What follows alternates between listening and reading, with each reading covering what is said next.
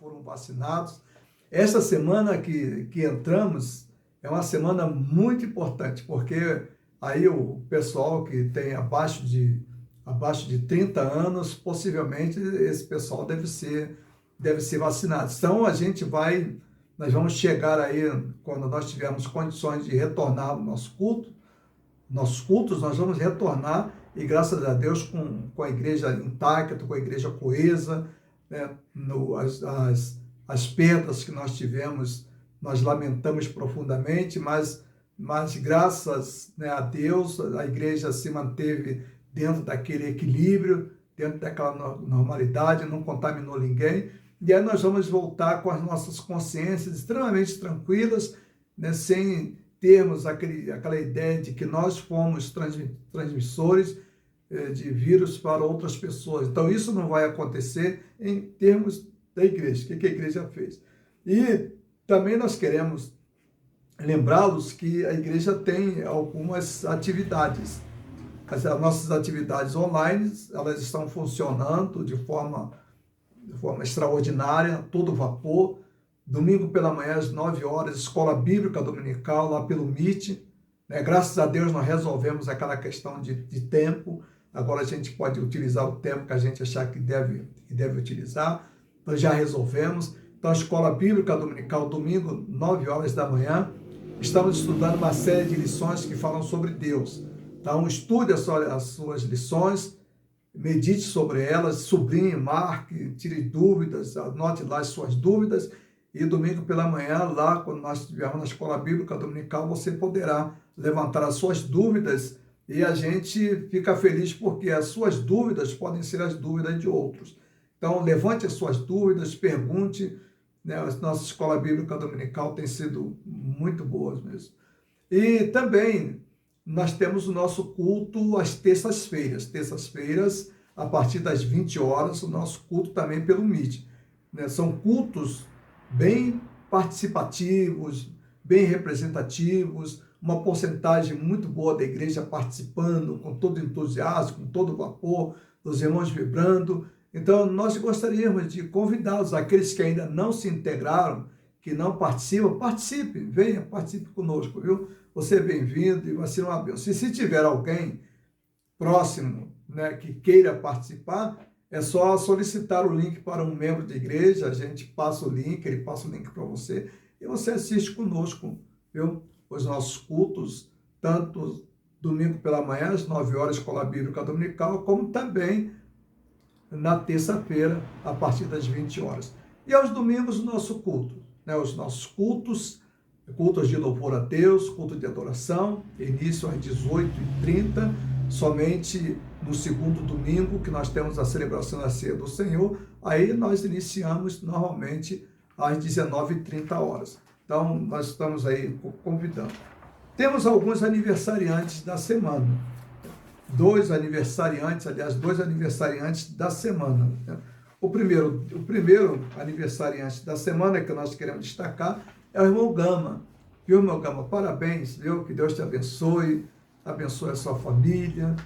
Tem sido um prazer, né, ser pastor do irmão, muito bom mesmo, que Deus abençoe este coração. E hoje, domingo, nós temos a irmã Tereza, lá do Parque 120. Irmã Tereza, que Deus abençoe, parabéns pelo seu aniversário e que a vida da irmã continue sendo uma vida, né, de muitas bênçãos para os seus familiares, para os seus parentes. Que Deus abençoe e que Deus proporcione muitas forças à irmã, para a irmã vencer as lutas, as dificuldades que sobressaem sobre a vida da irmã, como tem também sobre a vida de todos nós. Então, Deus abençoe a irmã Tereza, viu? Parabéns, Deus abençoe, não somente a irmã, mas também toda a sua família. Nós lembramos, irmãos, que nós temos ainda bastante irmãos que precisam de orações, viu? Nós continuamos pedindo que orem por aqueles que ainda não tomaram vacinas, para que eles possam ser vacinados, né? Então, vacinas para todos tem sido o meu pedido, tem sido a minha oração, né? Eu gostaria de ver todos os membros da igreja vacinados, aqueles que porventura têm algumas dificuldades sobre vacina, né? Sobre informações sobre vacinas. Vacine, viu? Deixa essas bobagens que tem corrido por aí, no meio evangélico, isso disseminou como uma praga, como uma erva daninha, muitas desinformações, muitos fake news, muitas lives, pessoas inexperientes, pessoas que não leigas no assunto, deram muitas informações erradas, né? Pseudos pastores, pseudos teólogos, né? Deram informações erradas. Eu sei que muitos evangélicos não querem tomar vacina. A questão da vacina, meu irmão, minha irmã, é uma questão de amor. Se você não ama você, é difícil, realmente. Mas se você ama a você, e se você ama o próximo, tome vacina. Vacina é uma questão de respeito ao próximo, uma questão de respeito à família, uma questão de respeito àqueles que convivem com você. E uma outra informação também muito interessante é que os tribunais, eles têm tomado decisões no sentido de que as empresas podem demitir as pessoas por justa causa que não querem se vacinar. Então, pense bem nisso, analise bem, né? E veja o melhor caminho que você deve tomar, né? Essa é a hora de você conversar com Deus. Se você tem alguma restrição à vacina, né? Procure informações nos meios científicos, nos meios corretos, viu? Para que você também possa ser preservado, viu? Então, que Deus abençoe a sua vida. A irmã Darcy, continuemos orando por ela, pelo Marcos, pela esposa Morgana, orar pela família. Marcos está em casa, está se recuperando aos poucos, é uma recuperação bastante lenta, mas está se recuperando, viu? Continuemos orando por eles. E aqueles irmãos que precisam de cirurgias, vamos orar, temos a irmã Máxima, vamos orar por ela, pedir a Deus pela vida dela. Nós temos a Elidiane também, que precisa de um tratamento médico especial, né? E o Júnior já foi membro da nossa igreja, ou ele está na Zona Leste, ele também está precisando urgentemente de fazer cirurgia, mas não pôde fazer, né, por questões de muita gente, é um grupo de pessoas que precisam fazer cirurgia, é muito alto, então ele foi mandado para casa, os médicos deram alta e pediram que ele aguardasse, mantivesse contato, fizesse o tratamento em casa, e quando houver possibilidade, eles vão chamá-lo para que ele possa fazer a cirurgia. Então, ore pelo Júnior, viu, irmãos? Peça a Deus pela vida dele, peça ao Senhor que Deus possa abençoá-los. Irmãos, agora nós estamos ultrapassando um momento muito difícil.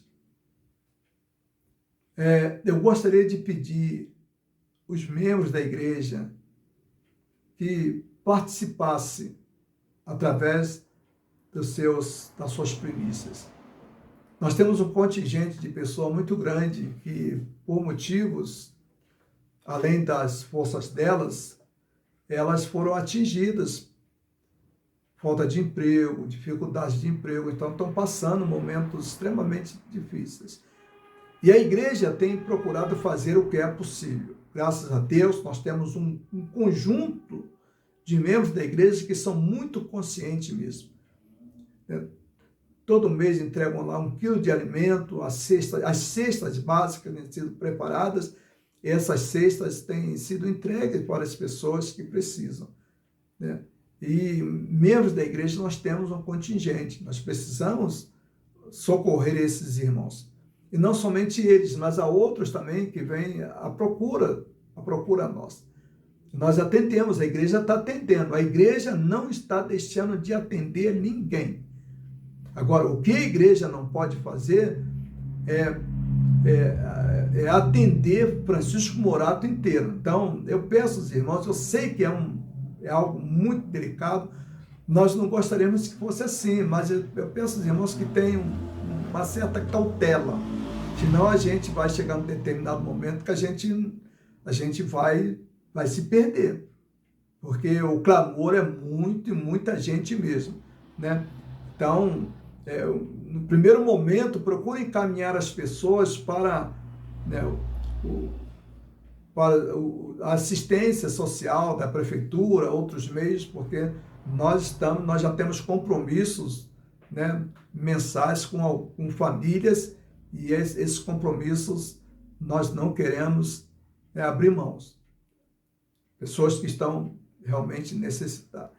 E, eventualmente, né, se todos participassem, a gente teria um leque maior de ajuda. A gente poderia ajudar o maior número possível. Mas a gente depende exatamente do que entra. Então, entregue as suas primícias. Estamos em campanha de missões estaduais, contribua para missões estaduais. E eu gostaria de ver se é possível, né, uma reunião com os homens na próxima quarta-feira, lá na igreja, a partir das 19 horas, para a gente sentar, para a gente ver como é que a gente vai fazer o acabamento, né? Os irmãos iniciaram, né, fizeram um excelente trabalho de manutenção, agora a gente tem que terminar aquele trabalho de manutenção para a gente poder pensar em retornar.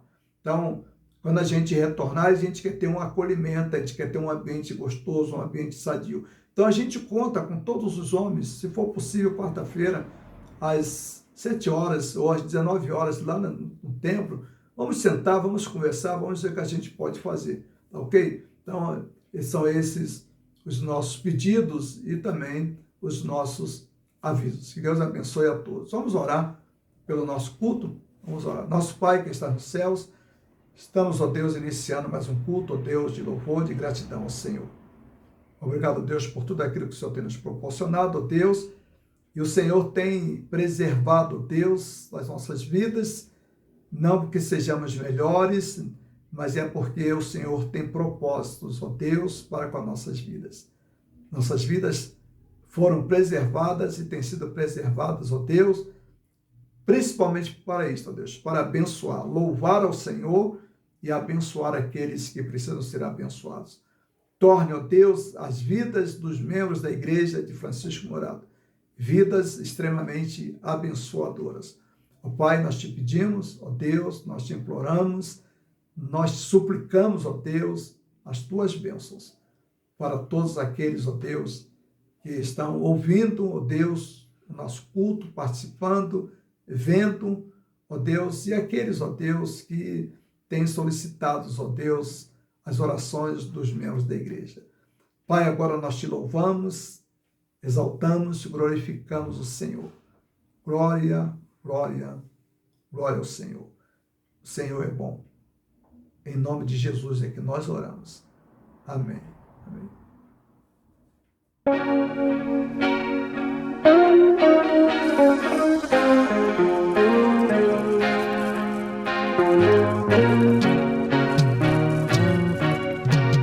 Quando te conheci, Jesus, vi tua luz brilhar em mim, arco-íris abrindo em cores, que mudança senti. Teu amor habitou em mim, a angústia se foi enfim, a esperança se fez presente, o céu pra mim se abriu.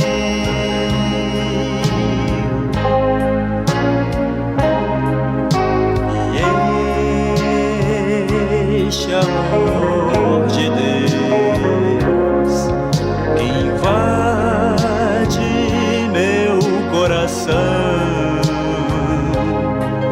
razão da minha paz, do meu viver.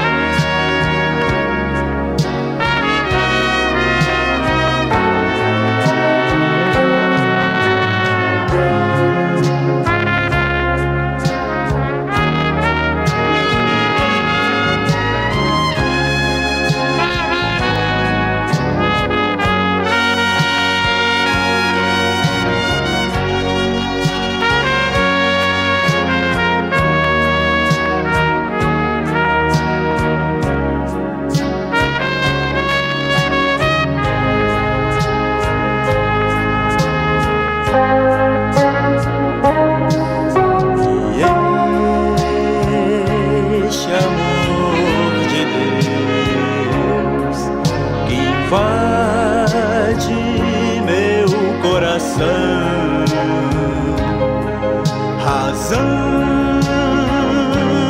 da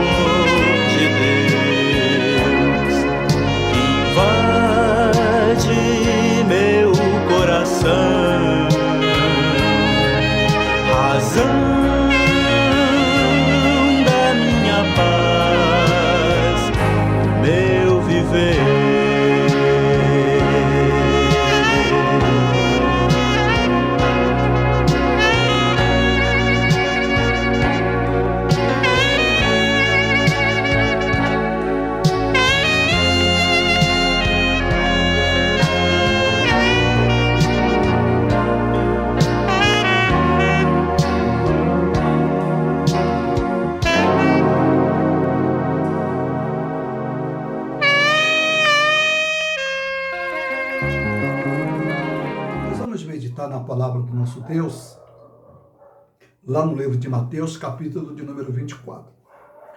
E nesta ocasião nós vamos pensar no seguinte tema: cuidado com a realidade. Nós temos aqui um texto razoavelmente longo, mas nós vamos meditar em alguns versículos e para que nós possamos ver o que Deus tem para falar aos nossos corações.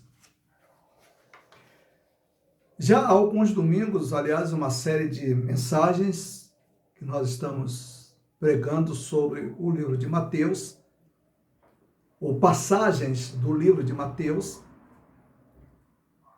e nós pretendíamos terminar essa série de mensagens, mas me parece que ainda temos alguns assuntos para serem tratados nos próximos domingos. Quando a gente faz um planejamento em termos de temas ou de focos de mensagens, a gente sabe de onde parte, mas a gente não sabe onde a gente vai chegar. O meu propósito era pregar uma série de mensagens sobre o livro de Mateus, principalmente no período que nós estávamos estudando as lições da Escola Bíblica Dominical, voltada exatamente para este autor. E que, na verdade, o que nós vimos no livro de Mateus, as meditações de Mateus, foram mensagens tendo como foco a pessoa de Jesus Cristo. Ele é a razão da nossa existência, por Ele e para Ele, e por meio dele foram feitas todas as coisas. E João diz, e sem nada, sem Ele, nada do que foi feito poderia existir. Então, o foco é Jesus, o centro é Jesus. Ele é o objetivo dos nossos encontros, o objetivo do nosso louvor, ele é a razão de estarmos aí discutindo, falando, pregando essa série de mensagens. E nesta ocasião, nós vamos continuar falando sobre ele, sobre Jesus Cristo. Lá no livro de Mateus, no capítulo de número 24, nós temos alguns episódios extremamente importantes. Episódios que marcam profundamente o ministério de Jesus, marcam a vida de Jesus e, além de tudo, também marcam o sacrifício que ele fez por mim e por você. Jesus está praticamente à beira de ser crucificado. O capítulo 24 vai mostrar isso. Mas antes que ele seja crucificado, ou que ele passe por aquela série de torturas e martírios até chegar à cruz do Calvário, Jesus ele começa um processo de preparação de seus discípulos, seus apóstolos.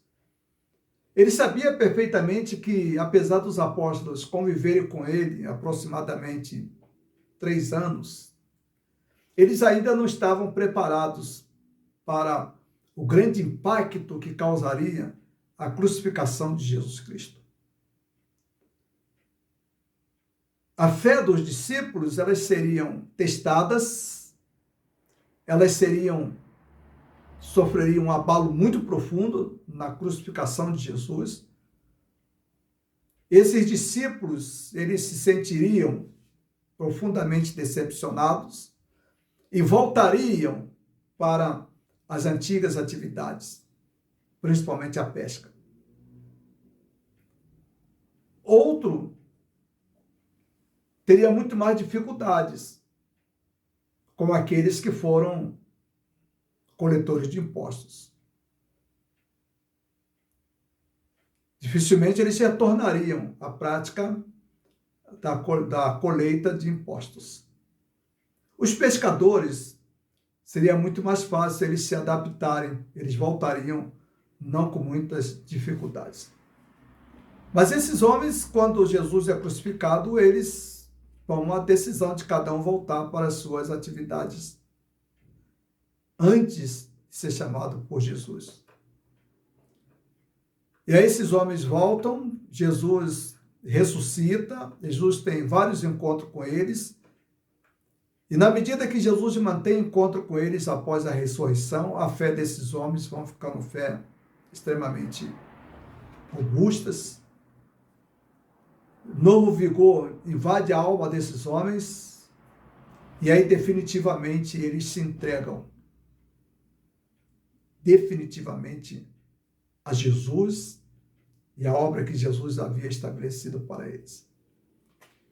Mas para que isso acontecesse, foi necessário que Jesus preparasse e tivesse alguns momentos também de turbulência com os próprios apóstolos, para que eles percebessem quais eram os propósitos de Deus para com a vida deles, para com a vida de Jesus Cristo. Lá no livro de Mateus, então, no capítulo de número 24, eu vou ler alguns versos e eu gostaria que você estivesse bem atento. Diz assim o texto, versículo 1 do capítulo de número 24 de Mateus. Jesus saiu do templo. Enquanto caminhava, seus discípulos aproximaram-se dele para lhe mostrar as construções do templo. Vocês estão vendo tudo isto? Perguntou ele. Eu lhes garanto que não ficará aqui pedras sobre pedra que não sejam derrubadas. Palavras de Jesus. Os discípulos saem do templo e começam a olhar as construções, as obras de artes que ali estavam. E começam a perceber, ficam extremamente impactados com a beleza da construção do santuário. E não somente a beleza da construção do santuário, mas também as belezas das construções que estavam dentro do santuário, ao redor do santuário. Todo o santuário era algo extremamente belo e fascinante. Aquela construção, ela chamava a atenção das pessoas que ali chegavam. E esse santuário, ele tornou-se o centro do culto dos judeus, do judaísmo. Ao mesmo tempo que o templo passou a ser o local de centro de radiação do judaísmo e do culto do judaísmo, aquele santuário, ele foi sendo colocado como algo que deveria ser venerado, deveria ser adorado e deveria ser guardado. E os apóstolos e as pessoas e os próprios fariseus, os sacerdotes, em alguns momentos no passado, em debate com Jesus Cristo, eles demonstraram isso quando eles colocaram que o templo, e que é onde Jesus ressalta, dizendo para eles o que era mais importante, o templo ou os adoradores. Porque eles chegaram ao ponto de adorarem tanto o templo, dignificarem tanto o templo, e ficaram tão impactados com o templo, que a vida humana, entre a vida humana e o templo era muito mais importante. Jesus chamou a atenção deles sobre isso. Então, o templo era de fundamental importância para os judeus. Além de ser o centro da religião, além de ser o centro do culto, principalmente o culto nacional, além de ser o centro onde se encontravam os sacerdotes, os sumos sacerdotes, aonde a cúpula religiosa se reunia, estava presente. O templo, para os judeus, trazia um outro aspecto também de impacto pela beleza que aquele templo produzia. E eles, ao saírem do templo, eles ficaram extremamente impactados. Tudo aquilo que eles estavam vendo, E diz a Bíblia, então, que eles chegaram para Jesus e fizeram a seguinte observação. Né? Senhor, olha como é que é belo, como é que essas coisas são lindas, como é que essas coisas são bonitas, olha a beleza do templo. Eles destacaram isso para Jesus. Versículo 1 diz, Jesus saiu do templo e enquanto caminhava, seus discípulos aproximaram-se dele e lhe mostraram, para lhe mostrar as construções. Os discípulos chamaram Jesus e disseram, Senhor, olha que coisa linda, olha que coisa magnífica, olha que beleza, que algo belo.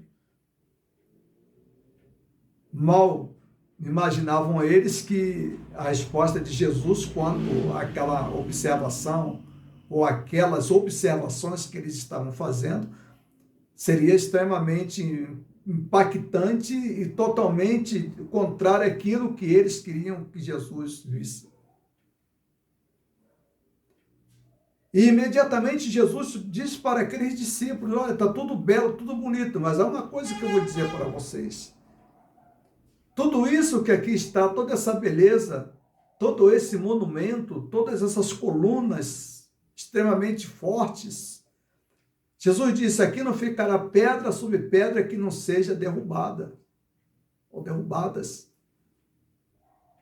Isso aqui vai virar um montão de pedras. E quando Jesus falou isso, os discípulos ficaram extremamente impactados com a palavra de Jesus. O que Jesus estava querendo mostrar para os discípulos era que os discípulos, eles começassem agora, eles estavam entrando num momento em que eles agora deveriam pensar na realidade que eles estavam vivendo, que eles estavam inseridos. Eles ainda estavam muito impactados por uma série de coisas que eles viram e que eles ouviram, e tudo isso afastou um pouco os corações dos discípulos para o centro que era Jesus. Eles ainda estavam com as vistas, com seus olhares muito voltados para o que estava ao redor. E isso impedia que eles parassem para analisar a realidade que eles estavam inseridas. A realidade que eles estavam vivendo ali não era a realidade da beleza daquele santuário, não era a realidade da beleza daquele templo, não era a realidade das belezas daquelas construções, daquelas colunas e de toda aquela obra artística que estava dentro do santuário. Jesus mostra para eles que, apesar de tudo aquilo ser belo, havia algo muito mais profundo, algo muito mais real que eles deveriam pensar, e naquele momento eles não estavam pensando. Eles ainda estavam com a mente voltada para essas coisas. Aquele comportamento dos discípulos é um comportamento muito comum a nós nos dias de hoje também. Nós não somos diferentes dos discípulos ou dos apóstolos. Nós não somos superiores a eles. Como eles viviam dentro de uma realidade que era uma realidade irreal, nós hoje, muitas das vezes, também nos apropriamos de alguns valores, nos apropriamos de algumas visões. Nossos óculos, às vezes, eles ficam contemplando coisas que estão ao nosso redor e que nos atraem, e que ao mesmo tempo, além de nos atrair, causa-nos perplexidade pela beleza, e também a gente poderia dizer que traz até um bem-estar de contemplarmos coisas belas que às vezes estão ao nosso redor. Mas isso é a realidade? Há uma outra realidade, que é a realidade real que Jesus vai mostrar para os discípulos. Aquele não era o mundo real. A beleza do santuário, o contemplar as coisas, o ficar contemplando as coisas, ou se prender na contemplação de algo aparentemente impactante, extraordinário, não era a realidade que os discípulos estavam propriamente inseridos. A realidade era outra. E o que Jesus vai dizer? A realidade, a segunda coisa que nós queremos ver aqui, a primeira coisa que nós vimos, quem está no controle da história, Quem é que está no controle da história? Então, esses discípulos, eles estão contemplando o templo, mas o Senhor da história agora vai trazê-los para a realidade. Vai dizer para eles, pé no chão. Vocês não podem mais ficar alienados contemplando simplesmente as belezas desse santuário. Há coisas muito mais importantes, e há coisas muito mais reais, e há coisas muito mais palpáveis que estão diante de vocês e que vocês deverão estar muito atentos a essas coisas. Então, o segundo ponto que nós queremos destacar é a realidade de sofrimento. E quando aqueles discípulos estão extasiados, Jesus diz, calma, nós temos uma realidade, e essa realidade é a realidade que eu quero colocar diante de vocês. E aí Jesus disse para eles, lá no versículo de número 2, não ficará pedra sobre pedra. Eu lhes garanto que não ficará pedra sobre pedra, todas serão derrubadas, todas as pedras serão derrubadas. O chamado não é para proteção, mas o chamado de Jesus é para sermos fiéis. Essa realidade que a maioria de nós, que a igreja de Jesus, parte da igreja de Jesus, a parte bem representativa da igreja de Jesus vive, não é a realidade. Que realidade que nós vivemos? É a realidade que os nossos projetos pessoais precisam ser realizados, e quem vai realizar isso é Jesus, quem vai realizar isso é Deus. As nossas preocupações, a preocupação da igreja de Jesus, a nossa preocupação, na verdade, se torna preocupação com os nossos projetos pessoais, com as nossas visões, com nossos entendimentos de beleza, nosso entendimento de coisa que agradável ao coração, agradável à vista. A visão, o olhar para aquele santuário, para olhar para aquelas construções, era extremamente agradável. As vistas dos discípulos eram agradáveis, as vistas dos discípulos. E Deus, Jesus Cristo, Ele não nos chamou para isso. Esse não é o motivo pelo qual Jesus nos chama. Jesus nos chama para sermos fiéis, e fiéis em todas as situações da existência da vida. Mas às vezes é normal sairmos da realidade, fugirmos da realidade e vivermos numa realidade que não é a realidade.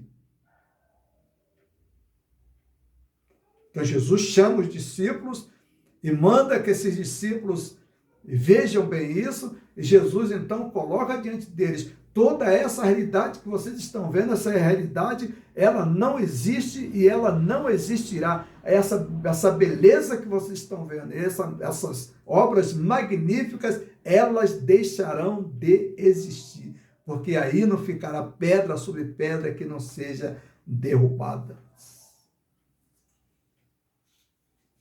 Versículo de número 3 diz, tendo Jesus se assentado no Monte das Oliveiras, os discípulos dirigiram-se a ele em particular e disseram, dize-nos quando acontecerão essas coisas, e qual será o sinal da tua vinda e do fim do tempo, e do fim dos tempos.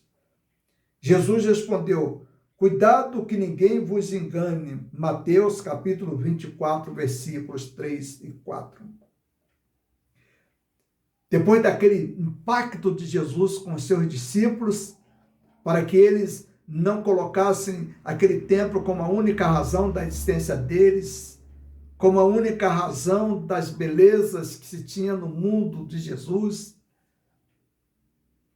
e que eles não vivessem naquela irrealidade, mas que eles viessem para o real. Quando eles perceberam isso, quando Jesus disse que ali aquele templo seria derrubado e não ficaria pedra sobre pedra, os discípulos saíram, foram com Jesus, mas foram profundamente preocupados, pensando nas palavras de Jesus. O que se passava na cabeça dos discípulos? Afinal de contas, um templo que foi construído um templo que representa a presença de Deus, um templo que representa o centro do culto, um templo que representa o centro do judaísmo, da religião judaica, construído com muito sacrifício, construído com muito esmero, construído com muito carinho, e agora vem Jesus e diz que esse templo vai ser derrubado e que não ficará pedra sobre pedra. O que é isso? O que Jesus está querendo falar com isso? Isso ficou no profundo dos corações daqueles discípulos. E eles ficaram inquietos com aquela palavra, com aquela observação de Jesus e foram ao encontro de Jesus. Jesus agora está no Monte das Oliveiras, diz aqui o texto do versículo 4. Jesus estava no Monte das Oliveiras e agora Jesus estava sentado, os discípulos vieram e agora os discípulos foram conversar com ele a respeito daquilo que Jesus havia dito, porque aquilo não estava batendo para eles. Eles então interrogaram a Jesus: dize-nos quando acontecerá essas coisas. Que coisas são essas? Duas coisas, dois acontecimentos que estão aqui narrados. O primeiro deles é a destruição do templo. Isso aconteceu na era 70, no ano 70 da nossa era. General romano, general Tito invadiu Jerusalém, destruiu Jerusalém, e Jesus vai detalhar como seria aqueles acontecimentos, como aquilo ocorreria. Em que situações, como seriam as situações daqueles que estavam ali, que estariam ali no templo, estariam ali em Jerusalém, por ocasião da invasão do general romano. Dize-nos quando acontecerão essas coisas. Então, esse é o primeiro assunto que Jesus levanta ali. O segundo é sobre a volta de Jesus. Agora, o que Jesus está mostrando a partir de agora é exatamente isso. Jesus está mostrando para eles uma realidade. A realidade deles era uma realidade extremamente irreal. Uma realidade alienante. Eles estavam vivendo numa realidade que não era a realidade. Eles ainda estavam com os pensamentos voltados para uma realidade de beleza, de coisas belas, de um mundo extremamente irreal. E Jesus, ele vai mostrar para eles que a realidade é outra, a realidade é a realidade que Jesus conhece. É Jesus que vai mostrar a realidade, é Jesus que vai interpretar a realidade. É Jesus que vai interpretar a realidade, porque Jesus conhece os corações de todos os homens. Jesus sabe até que ponto o nosso coração é um coração marcado pela crueldade e pela maldade. Jesus sabia disso perfeitamente, ele conhecia. Ele estava experimentando isso desde os primeiros anos do seu ministério. Experimentando a maldade do ser humano, a crueldade do ser humano, a capacidade do ser humano para a prática do mal. E ele mostra para os discípulos que aquela beleza, a beleza do santuário, não era motivo para eles deixarem de pensar na realidade, deixarem de pensar no mal que todos nós produzimos, e o mal que está dentro do nosso coração é a crueldade que faz parte do coração do ser humano. A realidade da vida não é a realidade das coisas, a realidade da vida é a realidade dos nossos corações, dos nossos atos, dos nossos pecados, das nossas maldades. É isso que é real no mundo. E é isso que Jesus vai mostrar para aqueles discípulos. Que aquele mundo que eles estavam desenhando, um mundo belo a partir do templo, era um mundo irreal. Foge da realidade. Jesus chama a atenção dos discípulos para que eles tenham cuidado com a realidade. Que realidade eles estão vivendo? Que realidade nós estamos vivendo? Que realidade nós estamos experimentando? Os nossos sentimentos, eles não são tão diferentes dos sentimentos dos discípulos ou dos apóstolos. E aí diz a palavra de Deus, diz-nos quando acontecerão essas coisas e qual será o sinal da tua vinda e do fim dos tempos. Jesus respondeu, cuidado que ninguém os engane. Então, a primeira coisa que Jesus chama a atenção, respondendo àquela questão, é exatamente essa, cuidado para que ninguém vos engane. A realidade é enganosa, o coração do ser humano é enganoso, o ser humano é enganoso. Nós vivemos no mundo, os discípulos viviam no mundo marcado pela maldade. E pelo fato de ser um mundo extremamente marcado pela maldade, pela crueldade, a realidade era enganadora. Então Jesus chama a atenção. Então, cuidado com a realidade. A voz de Deus é contra a realidade. Que realidade? É a nossa realidade. Todos nós criamos as nossas realidades. Criar filhos, nossos projetos, nossa realidade se resume a algumas coisas. Estudar, casar, ter filhos, ter momentos de encontros, gozar da companhia dos familiares, dos amigos, dos parentes. Para aqueles que são membros de igreja, para aqueles que são crentes, participar dos cultos, se envolver nos cultos, estar presente nos cultos, participar das mais variadas maneiras possíveis, cânticos, orações, participações, envolvimentos. Mas isso não é a realidade. Isso não é a realidade total. Essa realidade, ela é muito pobre. E ao mesmo tempo que ela é pobre, ela nos aliena de Deus, ela nos afasta de Deus. Os discípulos profundamente preocupados com o templo. E nós, preocupados com o quê? No dia a dia, nossos filhos, nossos lares, nosso templo, quando é que nós vamos voltar? É que vamos voltar? Agora estamos preocupados com o aniversário da igreja, atividades. E aí? É a grande questão que se levanta. E aí, veja bem, Jesus vai mostrar para eles que a realidade, ela é dura, que a realidade não era aquela. Que a realidade era exatamente essa. Olha o que diz aqui no versículo de número 5. Pois muitos virão em meu nome dizendo, eu sou o Cristo, e enganarão a muitos. Cuidado para não serem enganados.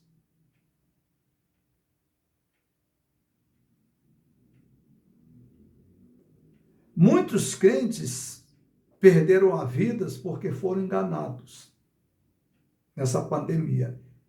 E foram centenas e milhares de crentes que perderam suas vidas porque foram enganados. Foram enganados de que, se fosse para o templo, eles não seriam infectados. E muitos deles foram infectados e morreram. Só de pastores batistas, nós tivemos aí quase mais de 200 pastores batistas que morreram, que tiveram suas vidas ceifadas pela pandemia. Agora você imagine isso com os membros da igreja. Se pastores nós tivemos essa quantidade enorme, agora imagine falando em membresia de igreja. Foram enganados.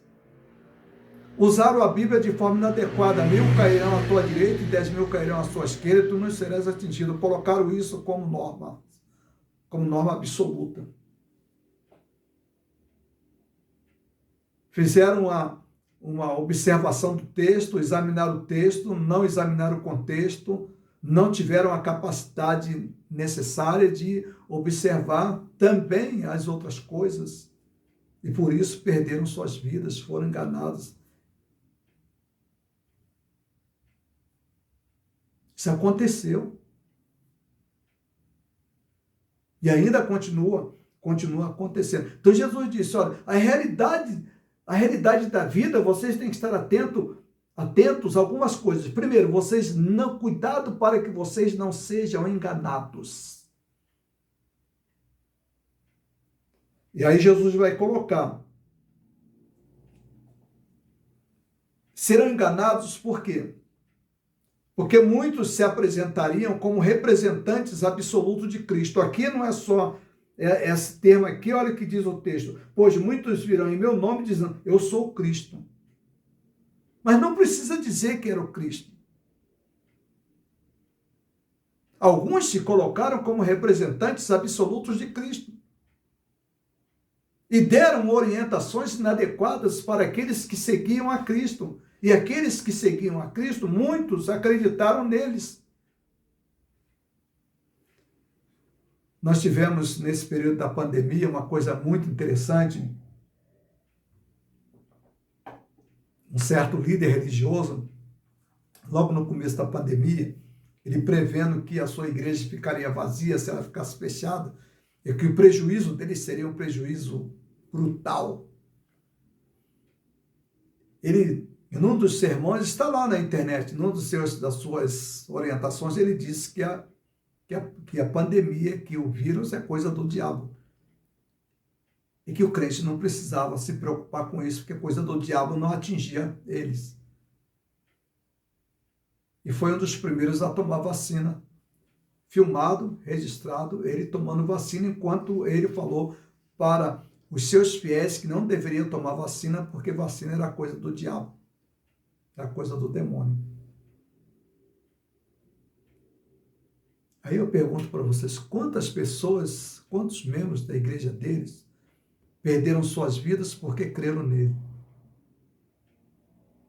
Porque passou a se colocar como representante absoluto de Cristo. Então Jesus disse, olha, muitos enganarão, vocês serão enganados, vocês tenham cuidado, porque muitos virão em meu nome dizendo, eu sou o Cristo, e olha bem, e enganarão a muitos.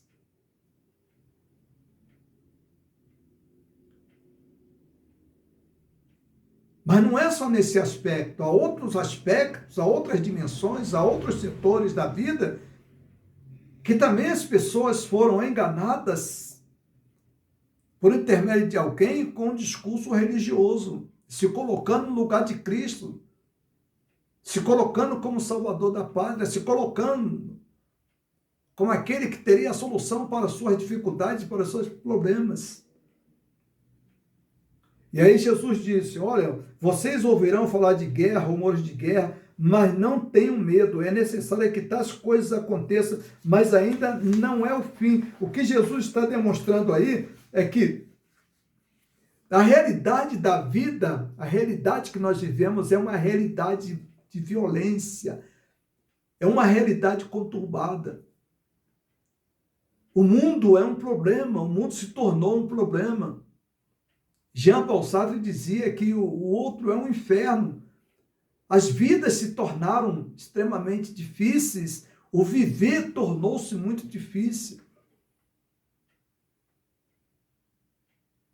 E mais do que isso, além de tornar a vida, além de tornar-se muito difícil, a vida também tornou-se, a existência humana tornou-se extremamente dolorosa.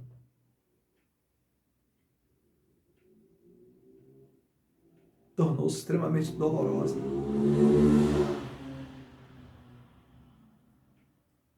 A realidade da vida é uma realidade dura. E aí Jesus disse, nação se levantará contra nação, reino contra reino, haverá fomes, terremotos em vários lugares, tudo isso será o início de dores.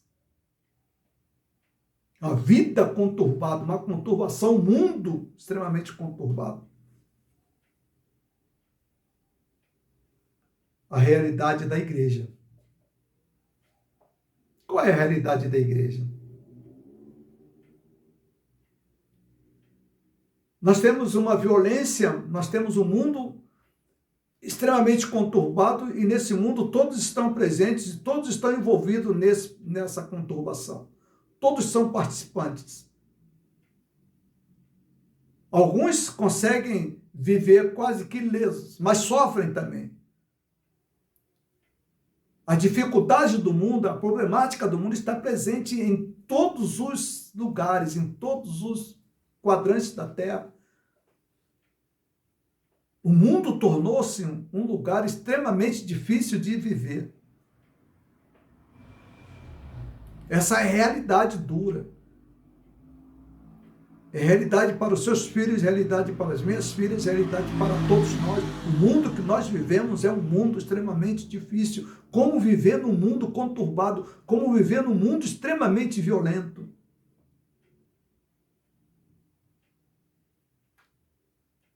E nós não estamos alienados. Agora, veja bem, nós temos uma outra questão aqui muito interessante. E a realidade da igreja? Será que nós estamos vivendo como essas coisas que estão acontecendo lá fora não nos atingissem? Não nos perturbasse? Não influenciasse?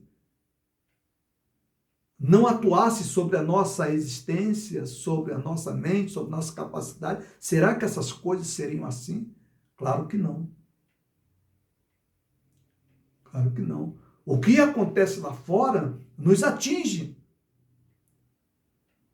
Nós também sofremos com as coisas que acontecem lá fora. É bem verdade que a maioria de nós tomamos uma atitude tão irreal. Há crentes que apresentam a ideia que eles são inatingíveis, nada atinge a eles. Você vai conversar com eles, eles falam que está tudo bem, que está tudo maravilhosamente bem, e quando a gente começa a ver, a gente fica assustado, famílias todas destroçadas, desempregados, passando necessidade, dizendo que está tudo bem, tudo bem, tudo bem, tudo bem, tudo bem. Eu falei, gente, que realidade é essa? Essa não é a realidade que Jesus mostrou. Jesus mostrou a realidade do pecado. Nós vivemos no mundo do pecado. E o mundo no pecado, disse João, o mundo jaz no maligno. Se o mundo jaz no maligno, o mundo é um lugar de sofrimento, e sofrimento terrível. Sofrimentos que marcam a vida do ser humano, desagregam o ser humano. Esta é a realidade dura. Agora, como está a igreja? Será que a igreja ela está acima dessa realidade? Será que nós não sofremos nada daquilo que acontece no mundo? Será que nada daquilo que acontece lá fora não nos atinge? Não é verdade. No mundo tereis aflições. E agora Jesus vai mostrar a realidade da igreja. Olha o que ele vai dizer. Uma realidade, primeiro, uma realidade de muita violência e confusão. Quando, pois, virdes a abominação, a desolação, versículo de número 15, de que falou o profeta Daniel, está no lugar santo, quem lê, entenda. Então, os que estiverem na Judéia, fujam para os montes, e quem estiver sobre o telhado, não desça para tirar alguma coisa de sua casa. E quem estiver no campo, não volte atrás a buscar as suas vestes. Mas ai das grávidas e das que amamentarem naqueles dias. Versículo 20. Orai para que a vossa fuga não aconteça no inverno, nem no sábado. Porque haverá então grande aflição, como nunca houve desde o princípio do mundo até agora, nem tampouco há de haver.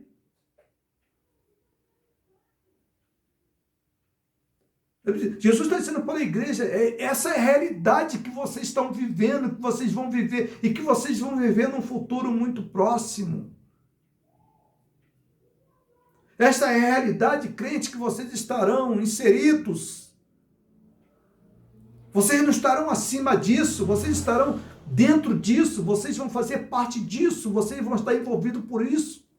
Essas coisas, elas vão fazer muito mal a vocês também. Não vai fazer muito mal somente quem está lá fora, mas vai fazer muito mal a vocês também. A realidade que Jesus traz é uma realidade dura.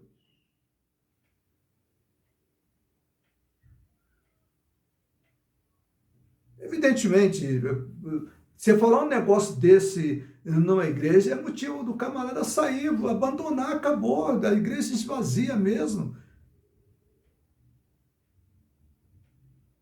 Paulo faz o convite de Paulo não é um convite para os projetos pessoais, que Deus vai abençoar, que Deus vai derrubar, que Deus vai dar casa, que Deus vai dar carro, que Deus vai fazer aquilo outro, que Deus não sei o quê, sabe? É um ufanismo tão desleal com Jesus Cristo. Paulo disse, sofre comigo. Venha sofrer comigo. Olha, o convite estranho, né? Convite para sofrimento.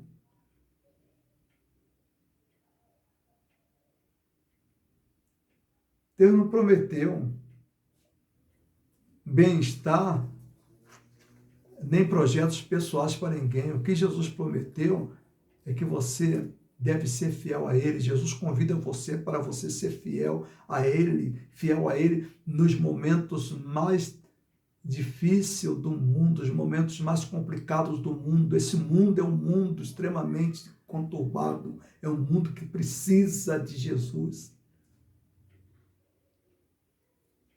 E ele aqui nesses versículos, o que ele vai mostrar? Olha o que ele vai dizer. Quem estiver no telhado, não desça a tirar alguma coisa de sua casa. Quem estiver no campo, não volte atrás a buscar as suas vestes. Mas ai das grávidas, Jesus disse, olha, os anos que vão ocorrer, o que vai acontecer no ano 70, vai ser só sofrimento. E vocês também estarão presentes nesses momentos. Os filhos de vocês estarão presentes nesses momentos. Eles não vão ser livres. Eles vão estar lá também. E Jesus não está chamando ninguém para ir para lá e dizendo, daqui para frente vocês vão arrebentar tudo. O Império Romano, quando chegar aqui, o general romano, quando chegar aqui, vocês vão bater de frente, vocês vão vencê-los, vocês vão derrotá-los em nome de Jesus, vocês vão ser vitoriosos. Jesus não prometeu isso. Jesus disse, ai das grávidas, e ai daquelas que amamentarem nesses dias, porque os dias serão os dias difíceis. Essa é a realidade. Jesus traz a igreja para a realidade. Jesus mostra que a realidade desse mundo é uma realidade dura, é uma realidade difícil, é uma realidade cruel, é uma realidade voltada para a violência, é uma realidade voltada para a prática do desamor.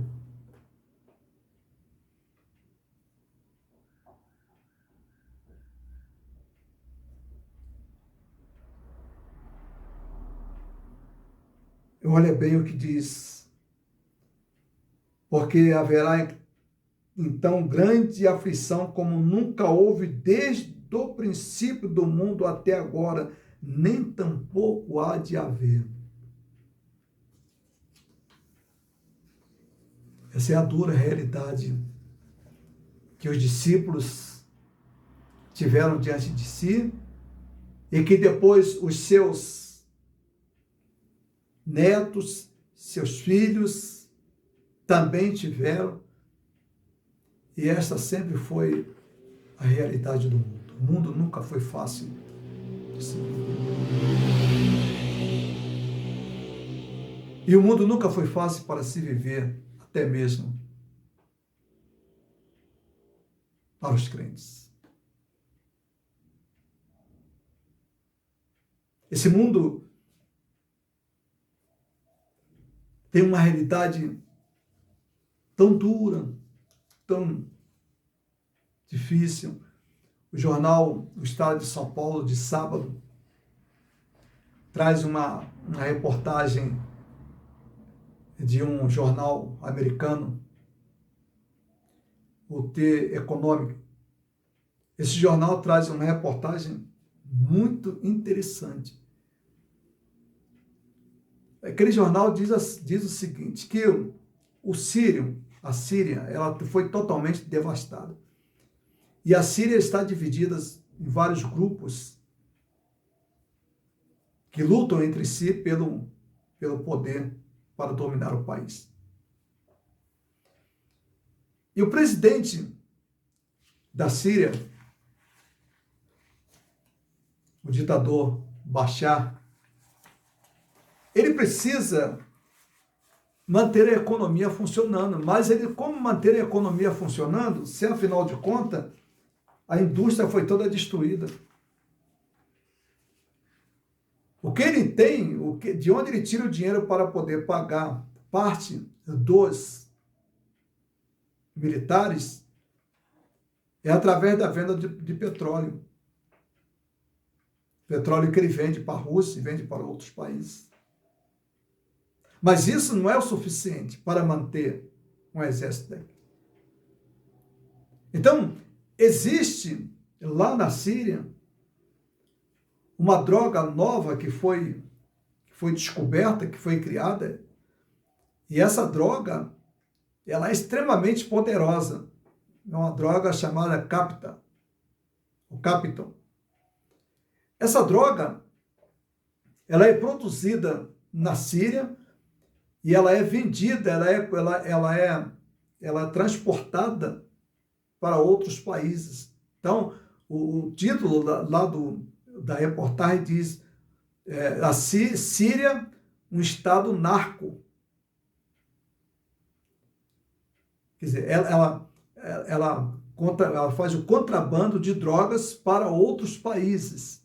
E agora, atente bem para aquilo que o jornalista diz. A Síria, ela tornou-se o centro de contrabando de droga, de traficante, de tráfico de drogas, para os países riquíssimos do Oriente Médio, principalmente a Arábia Saudita, que vive num paraíso. Kuwait, Dubai, quem não conhece, quem nunca viu fotos de Dubai? Um mundo irreal, mas é o mundo que lá está. O luxo, principalmente no centro. Evidentemente que na periferia o povo vive na miséria quase que absoluta. E aí aquela reportagem diz o seguinte, que eles fazem contrabandos, e o contrabando dessa droga é levado principalmente para a Arábia Saudita e para outros países ali produtores de petróleo, aqueles países ricos, e a maioria deles são inimigos lá da Síria.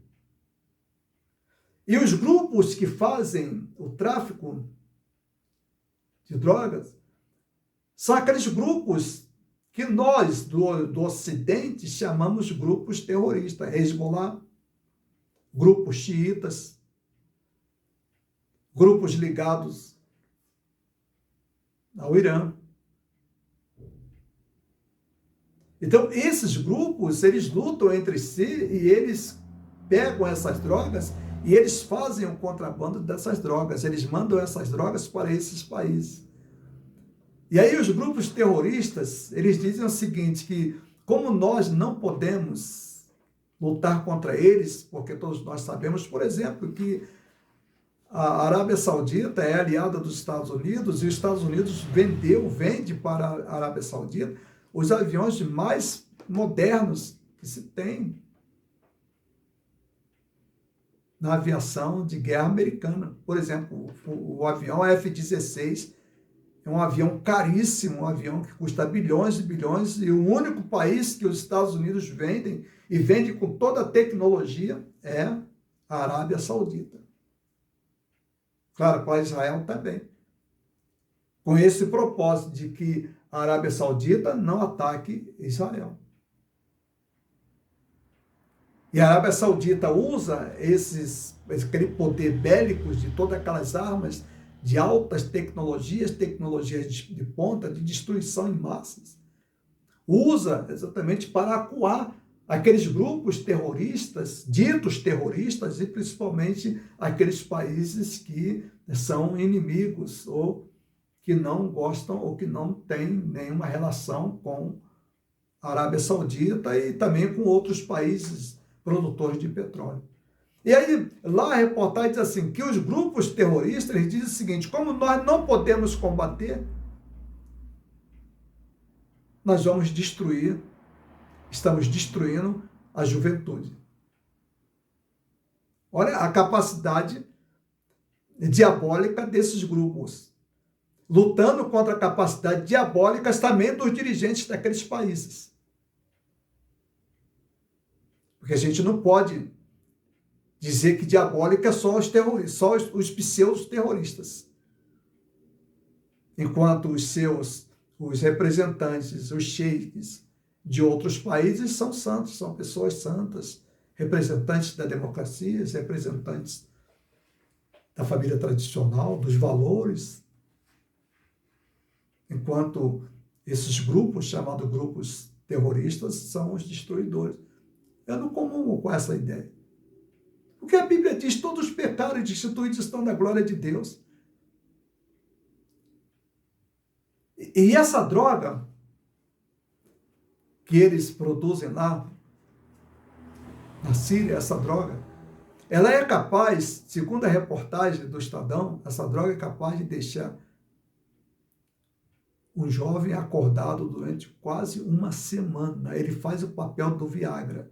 E aí é interessante a reportagem dizendo que quando a noite cai, as moças desses países árabes, as moças tiram seus véus, tiram as suas roupas e vão exatamente para esses grandes centros de músicas, grandes centros, uma espécie de boate, uma espécie de festa rave. E aí, essas moças e aqueles rapazes, aquela juventude, principalmente a juventude rica, principalmente a juventude da classe média alta, lá naqueles países, estão se matando, porque essa droga, ela leva a pessoa a tornar-se extremamente dependente. Como aquelas pessoas, eles vivem aparentemente num paraíso, e elas não têm as mesmas dificuldades que nós temos, a realidade delas não é a realidade nossa, a falta de dinheiro, a falta de políticas públicas para nós. Eles não vivem essa realidade, mas a realidade que eles vivem é tão dura quanto a nossa realidade. Porque a droga e o sexo estão destruindo a juventude daqueles países. Palavras dos jornalistas. Que, segundo ele, essas palavras foram produzidas pelo chefe dos grupos chamados grupos terroristas. Então, a realidade do mundo é uma só. O mundo jaz no maligno. Se o mundo jaz no maligno, é o maligno que domina, ele é o príncipe deste mundo. Palavra da Bíblia, a Bíblia que diz, ele é o príncipe deste mundo, ele não é o dono deste mundo, mas ele é o príncipe deste mundo. E este mundo jaz nele por quê? Porque todos pecaram e destituídos estão da glória de Deus. A realidade que nós vivemos, que o mundo vive, a realidade que o Brasil vive, é a realidade do domínio do pecado, o império do pecado. E isso faz muito mal a todos nós. Porque Jesus disse, qual é o papel do diabo? Matar, roubar e a destruir. E o que é que nós vivemos nesses últimos dias?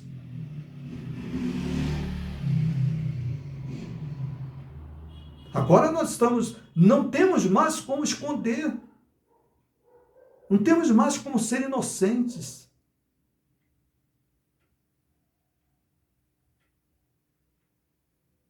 Eu perdi muitos amigos, perdi pessoas queridíssimas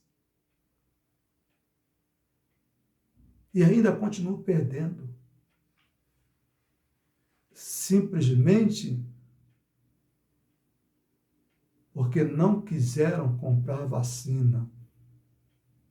Agora descobriu-se que até a máscara, até as máscaras dos médicos foram compradas inferiores de quantos médicos foram contaminados, quantos enfermeiros foram contaminados. Isso tudo por uma coisa chamada ganância, o pecado no coração do ser humano. O mundo jaz no pecado. Nós não vivemos no paraíso, nós vivemos no mundo. E a realidade do mundo era essa. Jesus veio mostrar a realidade para os seus discípulos. Olha, a realidade não é esse templo bonito, a realidade não é simplesmente estar lá cultuando, a realidade não é estar presente todos os domingos lá no culto. Essa não é a realidade. A realidade é o dia a dia. Lá você vai para se reabastecer e quando você sai dali, você sai exatamente para servir, para transformar o mundo, para abençoar. Não é a realidade para você ser feliz, não é a realidade para a igreja ser feliz. A igreja vive no mundo e pelo fato da igreja viver no mundo, a igreja também sofre. Nós também sofremos, nós também perdemos. Mas Jesus disse que nós somos chamados para sermos fiéis nesses momentos também. Portanto, se você ainda não tem Jesus, você precisa permitir que Ele entre em seu coração. Não dá para viver sem Ele. Viver sem Ele é loucura, é tragédia. Você não pode morrer sem Jesus, porque Ele veio buscar e salvar o que se havia perdido. Ele vai continuar trabalhando no seu coração, querendo entrar em seu coração. E agora só depende de você. Abra o seu coração para Jesus. Abra o seu coração. Deus abençoe a sua vida. Deus abençoe o seu coração. Vamos ouvir uma música e logo em seguida a gente retorna.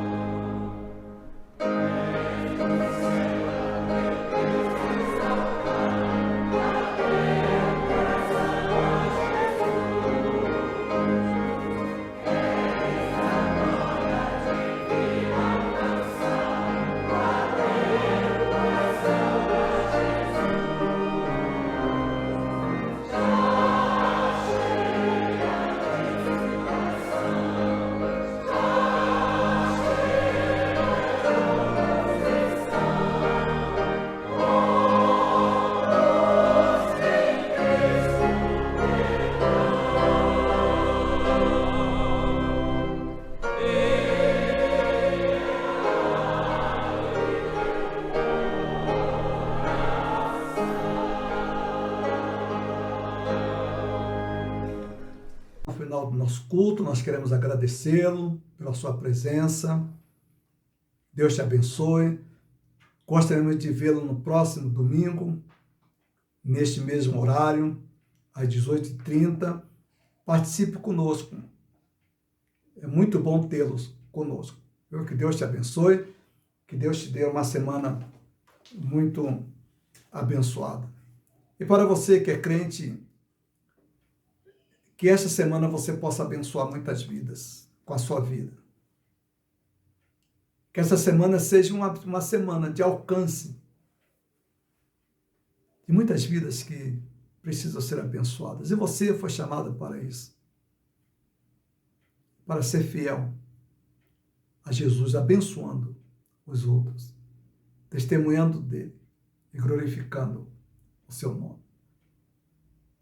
Vamos orar. Pai, obrigado a Deus pelo final de mais um culto. Obrigado porque o Senhor foi muito bom para conosco. Agora, Deus, dá-nos uma semana, Pai, na tua presença. Uma semana, ó Deus, que possamos ser bênção, ó Deus, que possamos abençoar. Uma semana que possamos servir, ó Deus, ao invés de ser servido. Uma semana, ó Deus, para amar. Uma semana para ter comunhão contigo. E também, ó Deus, uma semana, ó Pai, para glorificar o Senhor. Pai, nós te glorificamos. Glória, glória ao Senhor. Exaltamos teu nome, Deus. Em nome de Jesus. Amém.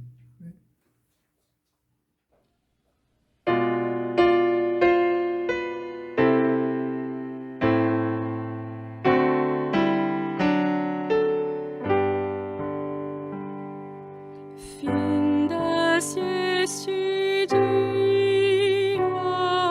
que meu Pai me deu, sombras vespertinas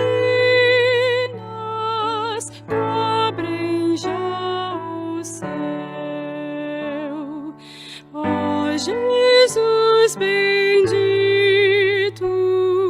se comigo estás,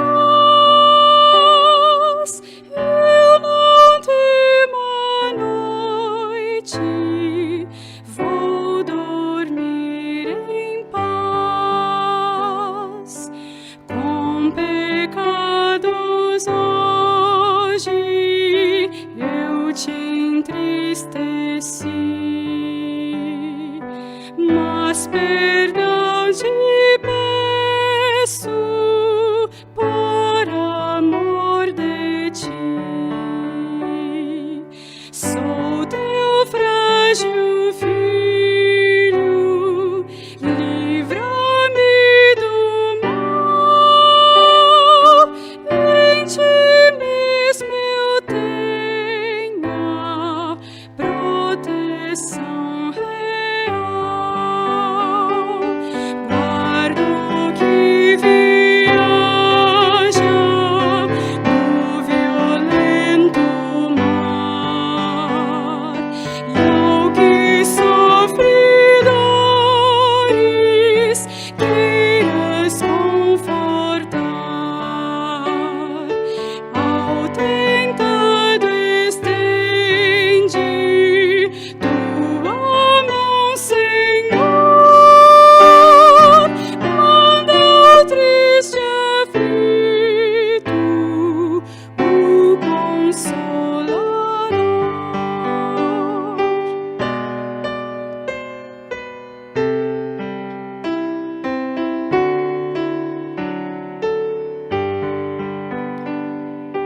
Pelos pais e amigos, pela santa lei,